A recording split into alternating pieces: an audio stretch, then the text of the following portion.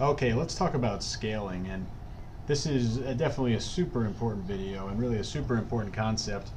And before we get too far into it, I want to talk about really the idea of scaling being one of the biggest challenges in the business. Definitely, scaling is tough for sure, and I think that it's not only tough in terms of developing a strategy. You're going to learn a great set of strategies here. There's multiple strategies that we're going to use to scale, but also you need to be emotionally prepared for it. And in fact, one of the strategies that I'm going to cover is actually the idea of scaling emotionlessly, basically scaling like a robot. That's a big skill that you're going to develop. I'll show you how to do that. But really, scaling is challenging and it's scary, right? You're actually risking more money. But the way that I want you to think about it is it's when you get to scaling, it's basically the reward of this business. Like, this is what you're shooting to get for from day one. You want to find a product that you can scale, because this is like having hindsight if you were an investor in the stock market, right? Like this, everyone would want to invest all their money if they knew that they'd be investing it in a stock that was in heavy demand, right? And the equivalent of that in the e-commerce business is you want to scale your products that you know are already winners, right? And you want to be well set up to be able to scale, and that's where the interest group strategy shines so well. It's perfectly set up for scaling. You're going to see how. But think of more. Don't be at all scared of scaling. Think of it as your reward. You deserve to be here. If you're scaling, it's because you found a product that is in demand, and of course now you want to put more money towards it, because scaling 101 says when you have something that works, show it to more similar people, and that's a great investment to make. All right, so I'm actually going to show you, as we go through this little, I'm showing you, I think, 5 different scaling strategies that I use. I'm going to show you, in conjunction with an actual campaign that I'm running. So I'll piece together some of that footage from a live campaign as well, so you can see that, and it will really make a lot of sense in terms of going through a whole scaling process. So with that being said, we jump into it. There are really 4 different types of scaling progressions that we're going to go over, right? And they're all their own form of scaling. Of course, I'm talking about scaling ads last, but pixel scaling, the way that you test, that's a form of scaling. Audiences can be scaled, and then of course scaling as in showing your ad to more people. But again, these are all different progressions that you're going to learn. Let's start with pixel. Okay, pixel progression. This is really going to answer the question, what do I use or what do I select when I'm optimizing for an event, right? We know that we're going to pick website conversion for our ad objective, right? There's no doubt that website conversion is the best ad objective. No doubt. But as we know, when we're going in to create an ad, right, there are different objectives, right? There are different, let me get this out of the way. There are different objectives that we can pick. I'm just going to bring up a sample ad right now. And when we pick conversion, we need to pick our event. And this is the progression that you would go with. You're always going to start with add to cart. If you're a brand new store, right? If you're a brand new store, or more effectively, if you are running with a brand new pixel, or a pixel that doesn't have too much information on it, you need to start with add to cart. Okay, and you see over here, I'm talking about this section right here, the actual event that you're going to optimize for. Add to cart. And of course, there are other events in here. We could take a look. And of course, the important one, or the valuable one, is purchase, right? It's being a little weird right now, but you see that it's in there. We're going on add to cart, right? And I'm kind of thinking that I'm not even in the right ad account right now, but either way, you see the point. I gotta make sure I'm in the right ad account, but this is the idea here, right? In this event right here, we are picking add to cart. Okay, and you see in the presentation, we want to move off of add to cart as quickly as possible, but we can't just go right to purchase, because the thing about purchase is, actually, let me step back. A little bit more about the pixel, right? The pixel is going to say, okay, Justin wants to optimize for the purchase event. Okay, great. I'm going to go into the pixel. I'm speaking as Facebook's algorithm right now. I'm going to go into Justin's pixel, and I'm going to pull out all of the people that have done purchases. Okay, and in a great pixel, there might be 10,000 purchases. Right? So you're in a store that's been live for months and you've scaled tons of products. You could have a pixel, a super powered pixel, that has 25,000 purchases. Right? I'm just making up a number. Okay. On the other hand, your brand new pixel has 0 purchases. So Facebook needs to leverage the data inside the pixel to optimize the ad, right? That's what the Facebook pixel is all about. It nonstop captures information to be used in the optimization of your ad. Well, you should already know what I'm about to say next, right? A brand new pixel that has 0 purchases versus a seasoned pixel that has 25,000 purchases, what is going to be more of an asset for Facebook? Obviously the latter, right? Obviously the seasoned pixel.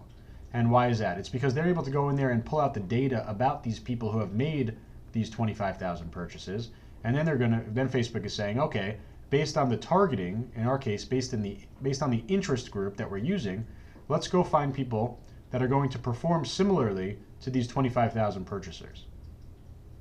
Right? That is super powerful. That is very realistic for Facebook to do a good job on that ad with purchase. Okay? But if you have 0 information about purchasers, how is Facebook going to use the pixel to help? Right? That's the whole idea about pixel progression. This is why, and I actually see a question in the chat box from Ken, why is add to cart instead of purchase? Simply because we don't have enough purchase data. And there's no doubt that purchase is the toughest event to optimize for. So what we want to do is basically get the pixel working. So, I mean, in a perfect world, we'd go right to purchase. But it just makes for, you're going to see very high CPMs that way. It makes for a bit of a more challenging setup. Okay, when you get to 25 purchases, right, that's when I'll go ahead and start moving off to purchase. Okay, and I think other people will tell you, forget it, you need 250, right? And the number is debatable, right? For me, I want to go to purchase ASAP. 25 is going to be the number that I do, and it's just 25 tracked purchases. Because remember, the pixel tracks everything. It doesn't have to be just one product. It could be anything. The pixel is tracking every single purchase, every single add to cart, every single view content. It's tracking everything, right? So we really want to make sure that we're doing that. And what we really want to also understand is that by going after website conversion add to cart, right, we're basically filling in the pixel. Right? We're basically, we're seeding it with content. We're trying to help make the pixel perform better. And the reason that we can do add to cart is because that's a more attainable event, right? You saw on let me bring the ad screen back for our current campaign that we're about to scale. Where is it? Over here. We got 161 add to carts, right? That's a lot. I mean, we only got 11 purchases, but we got 161 add to carts. So clearly it's plausible for the for Facebook. I think you know this is a new pixel, right? It's only week 2 of our pixel, really. You know that it's plausible for Facebook to find add to carts at a reasonable rate, but finding purchases is definitely more expensive. So we want to really just go ahead and start with add to cart, right? I don't want you to start with view content. I want you to start with add to cart. It's an attainable goal. It's still a powerful goal because it shows that there's buyer's intent, and it will set us off in that progression of being able to go to purchase. Okay, so your first progression that you want to care about is your pixel progression. And in short, it's add to cart to start, moving to purchase when you get 25 sales. Okay, one more thing about functionality. We're never touching an existing ad except for budget.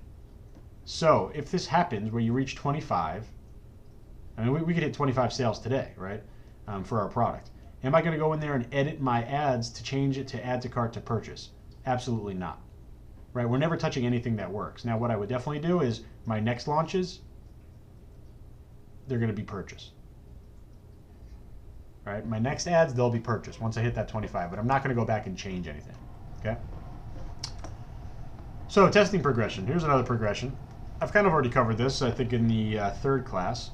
Each product gets one test. Right? I think a big misconception here is that, the more tests you give a product, the better it's going to perform, and that's not the case.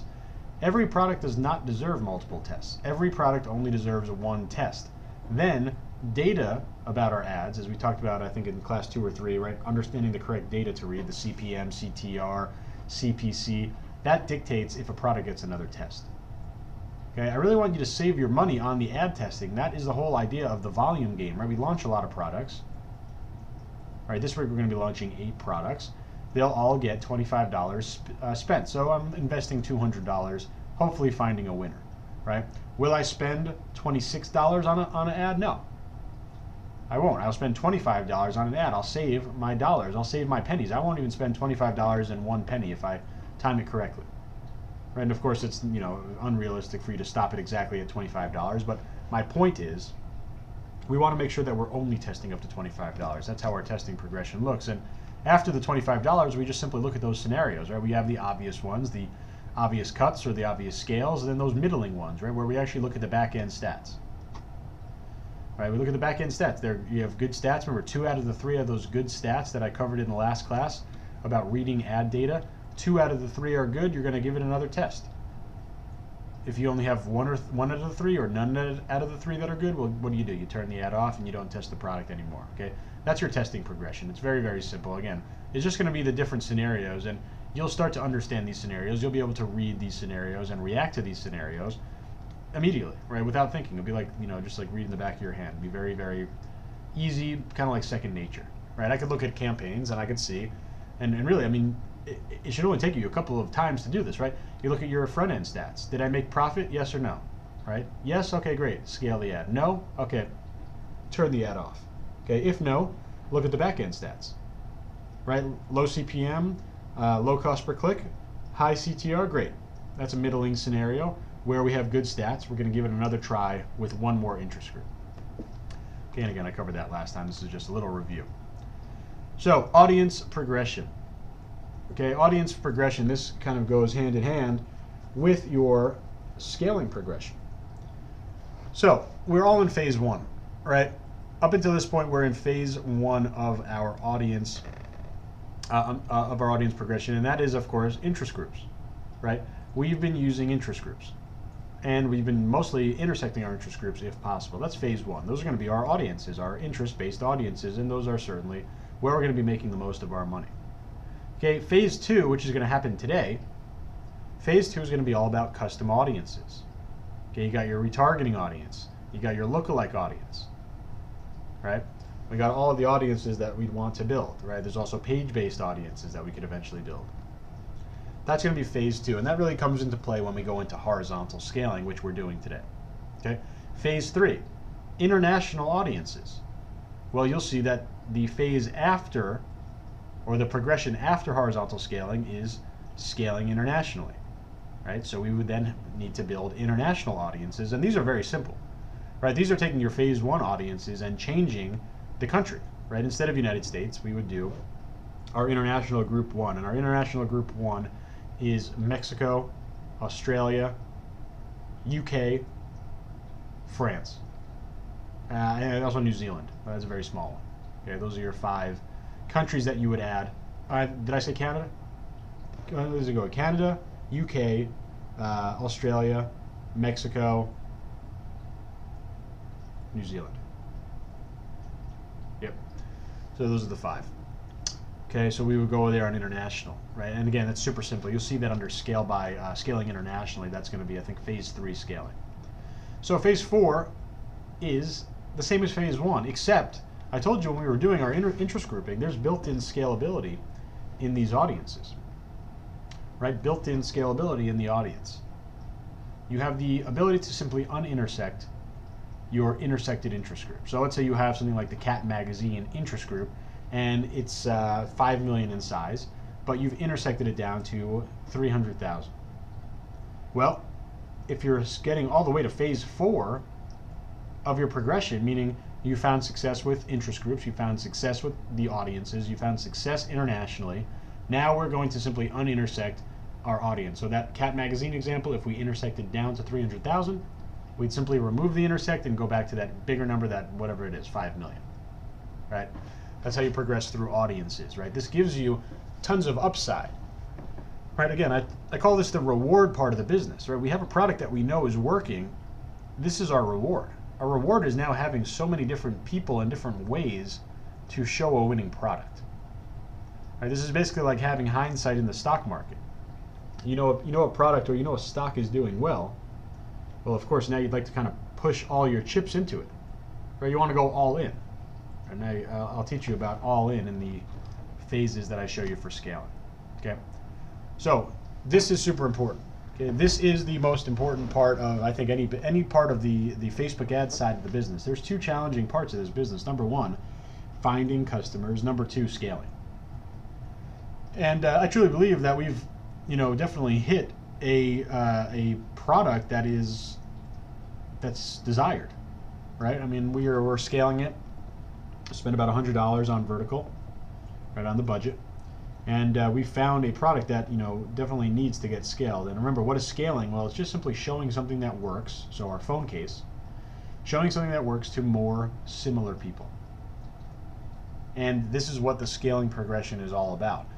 Different ways for us to reach more people. Okay, we want to reach more similar people. We want to reach everyone in our niche. And again, that's why the interest grouping strategy is so powerful for this business. We already know exactly who and where these quote unquote more similar people are. Right? They're in our interest groups. They're also in our custom audiences. So that's going to be the horizontal scaling progression. So, talk about vertical first. Okay? I've already been implementing vertical scaling, and why is that? That is increasing the amount spent on your ads, right? You saw that, where's the screenshot? I'm up to, right here, $107 now. Okay, $107 now. We spent $1 in the past couple minutes.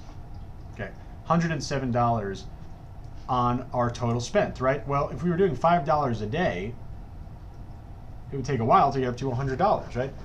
If we were doing $5 a day and we're testing, that's great, right? We want to limit our testing. But we're not in the testing progression, right? We're in the scaling progression. We want to be spending more money. Okay, and this is all about increasing the amount that you spend. Okay? Think of it as, again, investing. You have something that works. Why don't you invest more money into something that works as opposed to testing other things that may not work? And of course, we're going to be testing things that may not work. That's otherwise known as our weekly product launches. But there's no doubt that it makes sense to spend money on things that are working. Right? Again, this is your reward. You're now in the reward phase of the business. You have a product that you found demand. Right now it's time to make money off it. We want to go and spend more money on what's working, so we're going to scale the budget. Again, I told you a little progression. I had 5, 15, 25, 35. Tomorrow, I would say the highest I would go comfortably is $60, right? You're never going to really be doubling your budget except really at the forefront when you're at that $5 mark.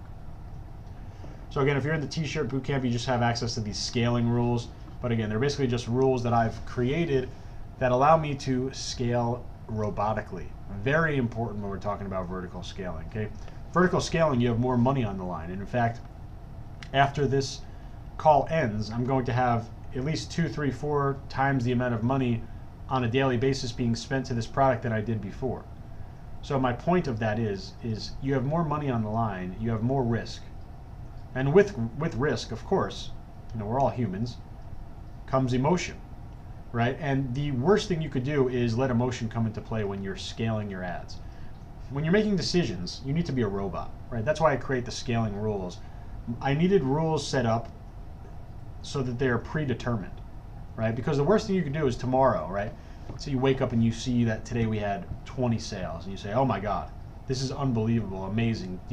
If I did 20 sales today, if I just 10x my budget, now I'll get 200 sales, right? That's not the case, right? And on the flip side, how about you're spending $200 on an ad and you lose $50 on the day? You don't have a good sales day, and you freak out. You say, oh my God, I totally messed up here.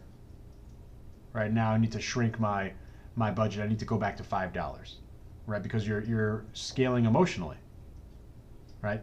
You can't scale emotionally. You need to scale robotically. So having a scaling rules, and you don't even need to use mine. You could create your own scaling rules. Basically, the idea is that you have the exact actions that you're going to take predetermined, right? So if you sell 5, you're going to do this. If you sell 10, you're going to do this, right? If you make 100% ROI, you're going to add X to your budget. If you make 50% ROI, you're going to add Y to your budget, et cetera, right? And this allows you to scale robotically. You just simply look up the results on the table, right? You create your own table and you say, okay, well, originally I set this rule and I said if I was going to make 100% ROI, then I'm going to add $25 to my budget. Okay, if I make 200% ROI, then I'm going to double my budget, right?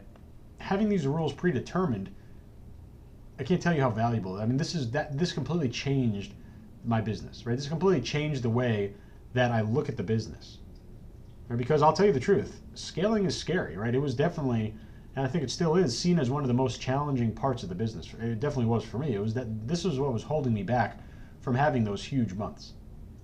And it's because, again, it's impossible for emotion not to come into play, right? You're going to be excited, you're going to be upset, you're going to be anxious to spend more or anxious to spend less. Don't let those emotions come into play. Set your scaling rules beforehand, right, and scale off of that. Okay, other notes, 24-hour period, that means you're only scaling off the last 24 hours of results. I don't care what happened 3 days ago, right? Scaling is a 24-hour thing, right? You have to do scaling based on the last 24 hours. Don't let it be any longer of a time frame than that. Okay, another thing in terms of timing, you could scale on day 2 of the campaign. I think when we originally launched this campaign, we didn't make any sales until like day 4. Okay, so obviously I didn't scale, but you could scale on day 2. Let's say you made a handful of sales, you could scale, right? Again, this is why it's so important to have predetermined scaling rules, right? It's not like, it's not if I'm going to scale. It's not should I scale. It's, okay, I'm looking up these rules that I created and I'm just robotically following them. Right? And of course, each ad set that you have, at this point we're only going to have one ad set, each ad set should get vertical scaling applied. This is going to be a lot more powerful when we start doing other scaling techniques. Because everything will funnel into this vertical scaling idea. You're going to see how powerful it is when we go over the next one, horizontal. Okay? So vertical scaling gets applied to everything, right? The whole idea here is, again, we want to have ad sets that are working, and then we want to spend more on what's already working. Okay. So specifically, I wanted you to see an example of what your scaling rules could look like. This is what I would use. This is what I do use for products that have a $10 margin.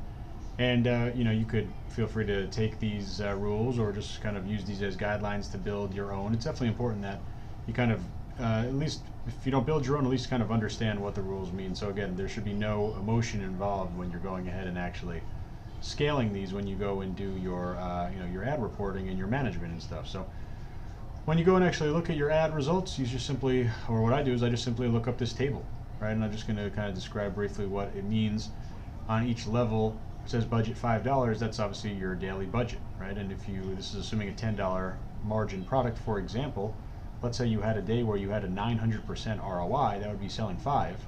You would then increase your budget 5 to 25, and you'll see that's the biggest percentage jump that's out there. Let's look at another example. Let's say your budget is $35. Right, we're looking at this little blue column right here. All right, let's say your budget is $35, and you make 6 sales during the day at a $10 margin. I'm telling you to increase your budget to 50. Right? If you make 3 sales, you'll keep it the same. If you make 9 sales or more, you'll bring it to 75. Right? One more example, let's say you spent $25 over the past 24 hours. You look at how many you sold 4. You're going to change your budget to 35. Okay, that's the scaling rules. Definitely, like I said, you can use these if you want, but I really recommend building your own based on your own kind of risk tolerance, how aggressive you want to scale. Kind of use these as judgment marks. This is about an average risk tolerance. So horizontal scaling, very important, very powerful, very misunderstood. Scaling 101, again, when something works, show it to more similar people. Okay, so the number of targeting options you have, which in our case means the number of interest groups you have, that directly corresponds to the number of horizontal scaling opportunities you would have available. Okay, number of horizontal scaling options you'd have available, and those include interest groups, website custom audiences like retargeting audiences, lookalike audiences, page-based audiences, right? Any way to show it to more similar people, right? You see it right here, scaling 101. We need to show it to more similar people, and this is again why the interest group strategy works so well. So what is horizontal scaling exactly? It's when you would create more ad sets showing the exact same product, using the exact same post. The only difference, the only variable that you're changing is the targeting. Okay? And in the simplest form of things, let's say you have 10 interest groups. Then you would have 10 different horizontal scales, one for each interest group. And we're going to implement that in a couple minutes on our current product. Now, there are different phases of horizontal scaling. Not every product deserves to be 100% horizontally scaled. We have to review the data. We have to look at our profitability and our key metrics, and obviously, most importantly, our return on investment. Right? Because some products might be profitable $5, some products might be profitable $500, right? They're not equal. So there are different phases of scaling. Okay, phase 0 is vertical scaling because you're always doing vertical scaling. The second that you have a product that is working, you're going to be doing vertical scaling. Okay, remember that you're going to be applying vertical scaling to every single one of your interest groups. Okay, to every single one of your ad sets. They're all going to get vertical scaled. Ideally, we'd have 1 million ad sets spending $200 each. Right? That would be in an ideal world. Okay. Now, phase 1 is your horizontal scaling. And there are 3 different intensities of your phase 1 scaling. Okay? Horizontal scaling, you're either going to go all in, you're going to go 50%, or you're going to do quote unquote unsure. Okay? Now let me review a couple of these. So phase 1 example setup, right? Let's say your niche has 10 interest groups. And let's say you've also built 2 retargeting audiences and 2 lookalike audiences. Okay. This means you have 14 total audiences. Okay. You're now going to go ahead and we've already tested our products. We've already spent $25 on our campaign, right? We're now going to talk about phase 1 all in, right? So when does this come into play? This, in fact, is going to come into play today, this specific scenario, right? All in. It means exactly how it sounds. We're going to go all in. We're going to push all our chips into the middle. We're going to literally go with every single targeting selection that we have. Okay? Every single targeting selection that we have. Now, why do we do that? Well, when we have a super hot winner, we really feel like there's no risk. Okay, we want to be looking for things that we're at about 75% ROI. Okay, I know we're a little bit under that, but again, that was really truly based on the weirdness of having a couple of the days running without full payments. So I'm really judging this to be a very hot campaign. Okay, if you're at 75% ROI or higher, it's a no-brainer. You're going to be doing all-in phase 1 scaling.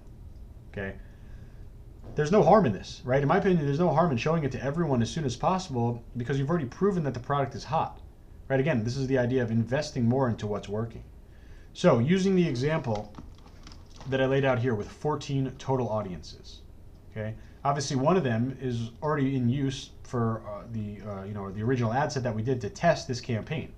So in this example with 14 total audiences, we would immediately create 13 more ad sets, and we would use the 13 unused interest group / targeting options that we have available.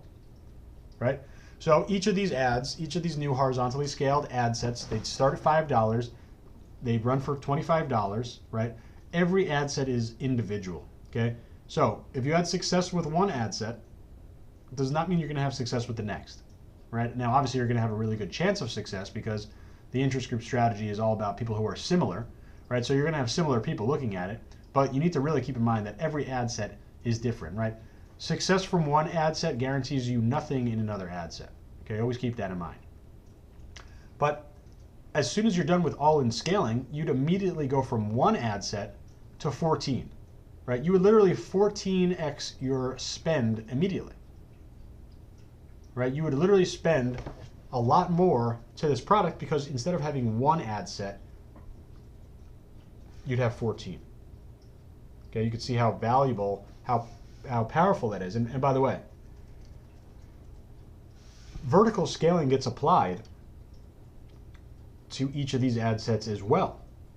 Right, again, I told you everything funnels back into vertical scaling. So in this all-in scenario, we'd have 14 ad sets that we would then to look on a 24-hour basis. We look to scale those individually by budget.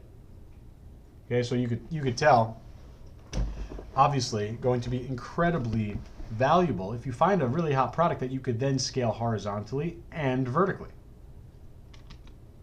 So So let's talk about a 50% scenario.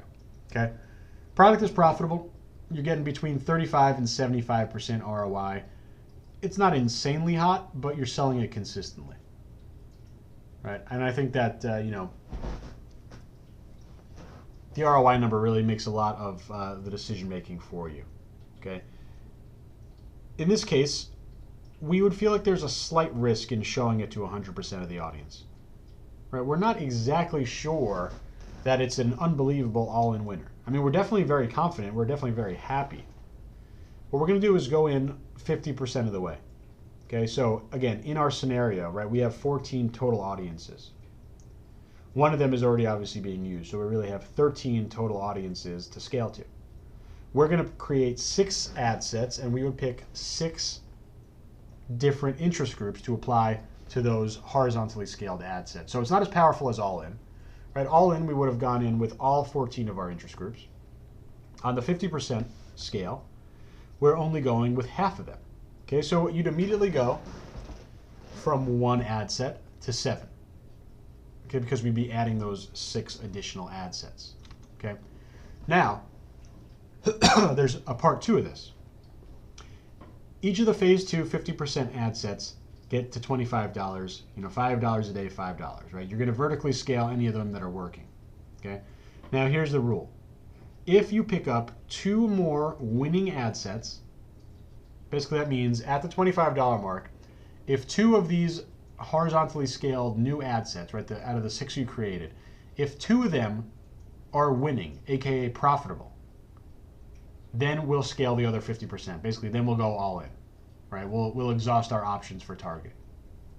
Okay, so in part 1 of this scenario, we added 6 ad sets, so we were using 7 out of our 14. Once we find 2 more winning ad sets, we now want to go all in. We want to add the 7 unused targeting options, bringing us to we now have 14 out of the 14 targeting options used for this hot product. Okay. One more scenario. Phase 1 scenario, unsure. Okay, and in fact, you already know about this because this is kind of that one more test scenario that I was giving a couple of weeks ago about that middling scenario, right? Product is slightly profitable, close to break even, or it has good stats. And this is kind of quote unquote unknown but worth the gamble, right? We just don't know. We think the product might be worth it. We're just not sure if we matched it up correctly, right? This is where we would look at those back end stats, right? Front end stats were not profitable. Back-end stats, CPM, CTR, CPC, right? If we hit 2 out of those 3, this is where we would jump into the unsure scenario. Right? What are we going to do? Well, we're going to turn off the original ad, and we're going to create 1 more ad set using only 1 of our other interest groups. Okay. The key here is that we'd want to use our quote-unquote best interest group. Right? At the beginning, you may not know what your best interest group is, but certainly you'd want to use the one that would give you the lowest CPM. Okay. So in this case, you would either have 2 ad sets running or 1, right? You might have 2 if you decide to continue that original ad set, right? For example, let's say you're just at break even for that first ad set. You don't necessarily need to turn it off, but you definitely want to go into this unsure scenario and add in 1 more. And remember, no product will ever get a 3rd try, right? So you give it a 2nd try on the unsure, but you're either going to then jump into full horizontal scaling or you're done. Right, you're never going to give a product a 3rd chance. Okay, so those are 3 scenarios, and of course, there's part 2 to this scenario, and you can guess what it is, right? If you pick up a winner, if you prove that this unsure test turns out to be profitable, then you just go right back up the progression. Then you go to your 50% your 50% horizontal scale, right? And then if that 50% horizontal scale works, we already know what to do after that. We would then turn it into our all-in scale, right? So that's the horizontal scale. I'm going to talk about this. I'm going to talk about a couple other scaling strategies that would be basically progressed next week if our horizontal scale goes well. Okay, and a couple of those are going to be right here. Phase 2. Phase 2, scaling by objective. Okay, we're only going to move to this phase if we're still profitable through horizontal scaling. Okay, so this is obviously something that would happen after horizontal scaling, right? It certainly happens after vertical scaling. And what we're doing here is we're simply going to look for our best ad sets. And then we're going to create the exact same ad. We're going to create the exact same targeting But the difference is we're going to use a different objective. Okay, we're not going to use website conversion. Instead, we'll try PPE, clicks to website and video objectives, right? And why do we want to do this? Well, again, Scaling 101 says show something that works to more similar people. Okay, and let's say you have an audience of 1 million people. Website conversion, you'll never be able to show 100% of your audience just on one objective. It's because Facebook deems some people to be worthy of seeing website conversion ads. Facebook sees other people as worthy of seeing PPE ads because they're more likely to engage. Facebook sees some people as more likely to see clicks to website ads. So the bottom line is you're never going to show it to 100% of your audience. By doing scaling by objective, you keep the exact same audience, the same targeting, the same interest groups, the same ad. The difference is you use a different objective. Okay, so this would be something that we might try next week, right? We would take our best horizontally scaled ad sets and scale them by objective. Okay, phase 3. This would be 2 weeks from now. We would move on to this phase if we're still profitable through objective scaling. Okay, and you're going to take your best performing ads, and at this point, they could be any objective, right? You might have clicks to website working, you might have PPE working, you might have website conversion working, you might have video views working, you might have all 4 of them working. All you're going to do is take your best performing ads, you're going to duplicate them, and you're going to make one change. You're simply going to take out United States, and you're going to add in Canada, Mexico, UK, Australia, and New Zealand. Okay, those are going to be the 4 countries that you would want to, the 5 countries you'd want to scale to. Okay. Now keep in mind, sometimes you will have to make changes to the targeting. For example, you might have to remove some intersects because the overall population of these countries are going to be smaller than the United States in terms of Facebook targeting. Okay, so we're progressing down here. You would get here if you had success through objective scaling. Okay, and one more, phase 4, scaling manually. Right, we're going to move to this phase if we're still profitable through international scaling. Right, so again, this would be looking like about 2 or 3 weeks out. Right, in this case, you take your best performing website conversion ads and you duplicate them, keeping everything exact. Right, you don't change anything. The only thing you're changing is you're going to change your bid type from auto to manual. All right, so now I want to show you. This is actually going to be a live scale that I've done. I'm going to basically jump you right into where I'm at in this kind of setup. So I have a product. I did I did my niche testing, and I found that the product was a winner. I scaled the ad to about $105, profitable on it, and I made about I think 13 orders, 15 sales. So I was definitely profitable on the product. It's a drop ship product, and now I've already done some vertical scaling. Right now it's time to do horizontal scaling, and you're going to see how basically your scale will explode in terms of. And that's a good word, right? In terms of really just kind of overnight, really in just a matter of minutes, you'll see we'll go from 1 ad set to 8 ad sets, and that obviously means we have 8 times the amount of chances to make more sales. Right? We have 8 times the amount of chances to now do vertical scaling because everything funnels back into vertical scaling. So again, you're going to jump right into watching me do a actual live horizontal scale after doing a little bit of a vertical scale as well. Okay, so we have wedding magazines, we have wedding websites, we have wedding celebrities, and we have wedding stores. We also have wedding broad, and we have wedding demographics. So we have 6 total audiences that we're able to build horizontally. So we would be, and obviously we're using one of them, right? So we're immediately able to duplicate this ad 5 times, right? Because we have 6 interest groups, one of them is being used. We want to go horizontal all in. So what are we going to do? We're simply going to scale 5 extra times. And we can literally just do this. Check this checkbox, duplicate ad set. Okay, it's going to take everything the same campaign, obviously the same post, right? We have our little post here, if you're engaged or married, game over, here's the link, etc. Right? We don't need to change the post. The only thing we're changing is our targeting. Okay, so we're going to come over here and click edit. Okay, now because I'm duplicating this off of my original one, I want to be sure that I'm taking this budget to $5. Okay, we're starting all of our ads to $5. Okay, add to cart, we're keeping add to cart, of course. The only thing that we're changing is our targeting. Okay, now remember this is specific to phone cases, so of course we are keeping our mobile device user base. But what I'm going to do over here next take this out. I'm going to enter in my other interest group. And we could do, let's just do wedding magazines first, I guess. Okay.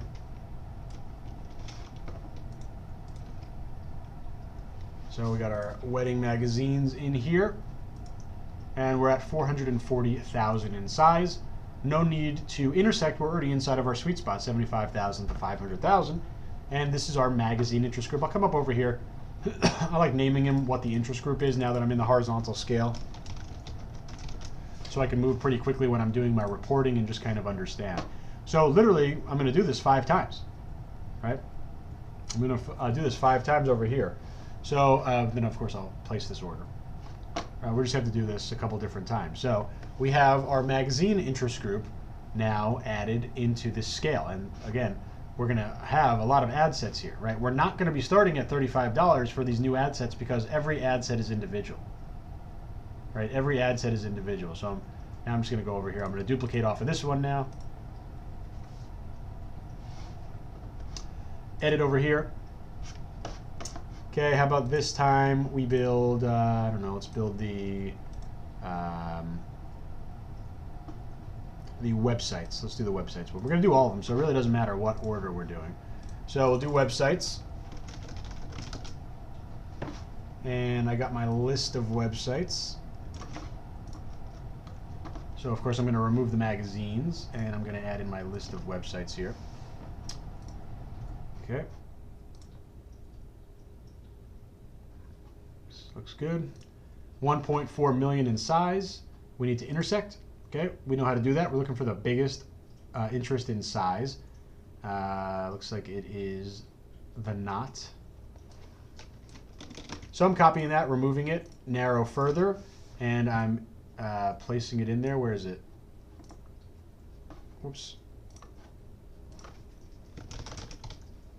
The knot. 1.3 million. Okay, that shrinks down way too small. That doesn't seem right. Let's remove this.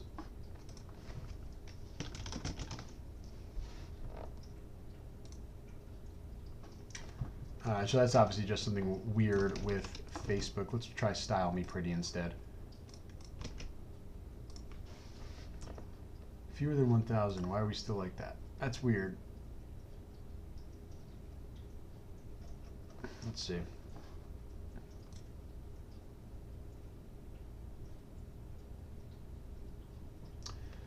All right. So that brings us a little too small at 66,000. So I'm going to bring this back up here. I'm going to try one more intersect wedding wire because it's still pretty big. Move this down into the next one. And that shrinks us to 140. There we go. So that's our sweet spot, 75,000 to 500,000. We got 3 levels of intersect. Obviously our base, just mobile phone user. Then our wedding websites and intersected with wedding wire. So we're looking over here. Did I save? Yeah, websites interest group. So I'm going to save that. Okay, we're going to do it again. Let's do the celebrities next. Yeah, the wedding celebrity interest group. So let me place this order. Okay, this is going to be our interest group of celebrity wedding planners. So we're going to go ahead and duplicate the ad set again. Edit. Okay. Celebrities interest group. Come down here, keeping our $5 budget. Removing this. And I'm copy and pasting my list of, what do you call it? Wedding planners. A couple didn't make it over there.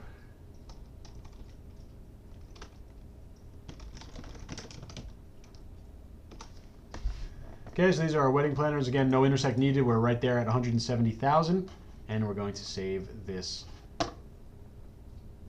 ad set. We're going to place this order. We're now at 4 different interest groups. We still have a couple more to add. Okay, we got our wedding stores interest group now. So again, I'm just going to duplicate this again. Oh, whoops. I placed that order too quickly. I got to edit that real quick. So it was this one. So stores. And I got my list of stores here. I'm going to paste that into my little box here. And we got that in there. Got them all in here? I don't see Men's Warehouse. Okay, size-wise, we're looking at 800,000, so a little bit big. And I want to make sure I got them all. Okay. So we need to intersect. We're looking for the biggest size. Got 513 at Men's Warehouse. Looking like that's the, here we go, David's Bridal. So David's Bridal at 1.3 million. We're going to remove that from the first box, come down here. Intersecting leaves us with 34,000, so a little bit too small. Not going to be able to intersect this one. That's okay. Just bring David's Bridal. We're going to run with 800,000. Okay, and we are now going to make sure it's named. Okay. All right, we got one more to do, one more interest group one to do, and that is going to be another duplicate. This is going to be just the broad interest group. So we're going to come over here and just go in and type in broad. All right. And of course, this is just going to be our main broad keywords.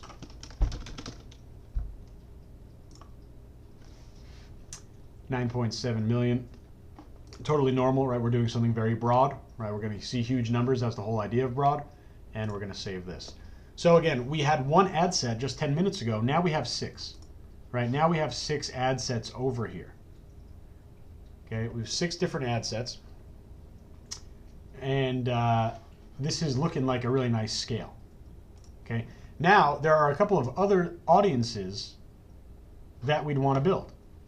Okay, so because we have 8 ad sets running to a product that we already know is in high demand, right? And ideally, we'd see this number be something like $200 in a couple of days, right? And imagine if we had 8 ad sets running at $200, and then we start doing international scaling and objective scaling and manual bidding. One product can carry you. I call it the 95-5 rule. You've heard of the 80-20 rule, right? 95-5 rule. You're going to make 95% of your money through 5% of your products. Meaning the winners are going to carry you not only for weeks, for months, right? So this is what you'd love to see, right? In a bigger niche, let's say in the cat niche, I have 11 interest groups and I have 5 different audiences, right? So that ad set, that scale would look even bigger. In fact, it would look double the size of this because I'd have 16 horizontal ad sets. Okay, the idea is that you're maxing out because you know that a product is working. You're then maxing out, and we should see this number, this number right here, be significantly higher just tomorrow, right? Because today we were going to spend 35. Now we're spending 40, 45, 40, 45, 50, 55, 60, 70 bucks. So we doubled the amount that we spent. Right? So this is the scaling. I see some questions about the scaling rules. The jumps are small, right? So I went 5 to 15 to 25 to 35 over 4 days, right? I did not go from 5 to 35. That would definitely hurt your campaign. Okay? So this is really, these are our only campaigns running right now. And of course, what we need to do this week is for sure launch new product. And then you can kind of see how this business works on a week-to-week basis. You're scaling your winners and you're looking for more.